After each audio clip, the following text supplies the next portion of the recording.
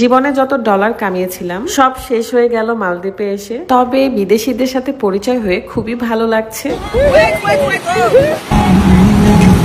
এখন আমার বিদেশেও বন্ধু বান্ধবী আছে যারা অনেক ফ্রেন্ডলি, অনেক বেশি সাপোর্টিভ। বিদেশি আপুদের কাছ থেকে অনেক ভালোবাসা পেয়েছি। তাদের হেল্পে আসতে পেরে আমারও ভালো লাগছিল। আজকে আমরা সমুদ্রের উপর ল্যাম্বরগিনি ড্রাইভ করছিলাম, মানে বড় একটা স্বপ্ন আমার পূরণ হয়ে গেল। শুনেছিলাম মালদ্বীপের যতগুলো ওয়াটার রাইড আছে প্রত্যেকটাতে অনেক এনজয় করা যায়। সেখানে যাওয়ার আগে এই সুন্দর একটা বিচে চলে আসি আমি। সাগরের সেই বড় বড় ঢেউ এসে আশ্রে পড়ছে পাথরের ওপর, আর আমাকে আলতো করে ভিজিয়ে দিচ্ছিল। আজকে আমি সুন্দর একটা প্রিন্টের গাউন পরেছি, যেটা পরে আমি খুবই আরামে ছিলাম। সাথে ছোট্ট একটা বিথি পরি লাগছে। আমি আমার নিজের প্রশংসা নিজেই করি, কি করব বলেন। নিজের শখ আহ্লাদ যেমন নিজেকে পূরণ করতে হয়, তাই নিজেকে ভালো রাখার দায়িত্ব আপনার, প্রশংসা করার দায়িত্ব আপনার। এখানে একটা বেবি ছিল, এত সুন্দর, এত কিউট। সে তার মায়ের সাথে খেলা করছিল। আমি যখন বসে বসে বাবুর সাথে খেলা করছিলাম তখন খুব আন্তরিকতার সাথে আপু আমার সাথে কথা বলেছে এবং অনেকগুলো পিকচারও তুলেছি আমরা, যেটা উনি হোয়াটসঅ্যাপে আমার কাছ থেকে কালেক্ট করে নিয়েছে, তাও আবার নিজের থেকে। এই ব্যাপারগুলো খুবই ভালো, তাদের মনে আসলে কোনো হিংসা থাকে না। বিদেশিদের কালচারটা একদমই অন্যরকম। যাই হোক, আমি একটু বিচের ধারে ঘুরে বেড়াচ্ছিলাম। এখানে আসলে সানস্ক্রিন ভরি ভরি নিয়ে আসতে হবে, কারণ সুন্দর চেহারা নিয়ে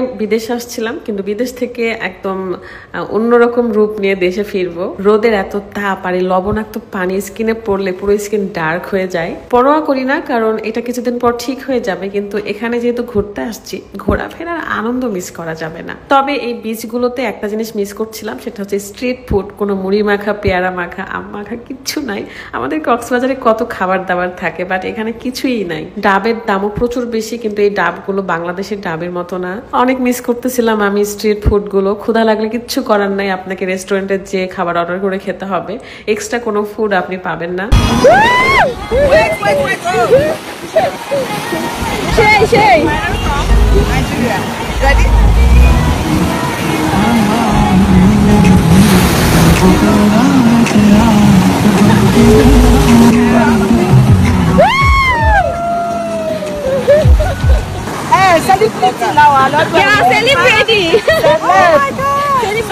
এই আপুরা নাইজেরিয়ার ছিল এবং প্রত্যেকে এত মিশুক। আপনি যদি একবার কথা বলে দেখতেন তাহলে বুঝতেন যে আন্তরিকতা কাকে বলে, ভালোবাসা কাকে বলে। আপুদের একটা ছবি তুলে দিতে বলে এবং সেটাই আমি করছিলাম। তারপর সবার সাথে সোশ্যাল মিডিয়ায় যে যার সাথে কানেক্ট হয়ে গিয়েছি। ভালো লাগছিল যে তারা নিজের থেকেই বলে যে ইনস্টাগ্রাম আইডি আছে কিনা। চারিদিকে ঘোরাঘুরি শেষ করে আমরা রাইডের এখানে আসি এবং এই বেলুনের রাইডটা অনেক মজার ছিল। আমরা 2 বার উঠেছি। স্পিড বোট দিয়ে এই বেলুনটাকে অনেক দূরে নিয়ে যাই। 15 মিনিট করে সময় ছিল, আমরা অনেক এনজয় করছি গাইস। এটাতে আমাদের ড্রোন শুট আছে এবং সেই শুটগুলো আমি আলাদাভাবে আপলোড দিব। তারপর আমাদের বড় একটা ইচ্ছে, সমুদ্রে আমরা ল্যাম্বরগিনি ড্রাইভ করব। এইটা রাত ড্রাইভ করেছেন, আমি পাশে বসেছিলাম, আমাদের সাথে গাইডও ছিল।